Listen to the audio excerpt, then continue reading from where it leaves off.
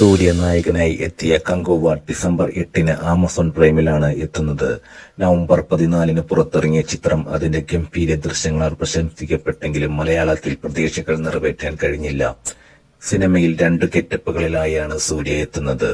2 കാലഘട്ടങ്ങളിലെ കഥയാണ് സിനിമ പറയുന്നത്.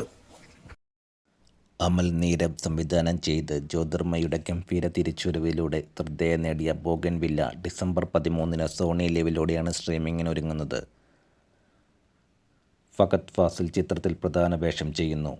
11 വർഷത്തെ ഇടവേളയ്ക്ക് ശേഷം ജ്യോതിർമയ് സിനിമയിലേക്ക് തിരിച്ചുവരവിനെ അടയാളപ്പെടുത്തുന്ന ചിത്രമാണ് ബോഗൻവില്ല. വിനയ് ഫോർട്ട് നായകനാകുന്ന ഫാമിലി മനോരമ മാക്സിൽ എത്തിയിട്ടുണ്ട്. സോഷ്യൽ ഡ്രാമ വിഭാഗത്തിൽ ഒരുക്കിയ ചിത്രം തിയേറ്ററിലെത്തി ഏറെ നാളുകൾക്ക് ശേഷമാണ് OTT-യിലെത്തുന്നത്. സോണി എന്ന കേന്ദ്ര കഥാപാത്രത്തെയാണ് വിനയ് ഫോർട്ട് ചിത്രത്തിൽ അവതരിപ്പിക്കുന്നത്.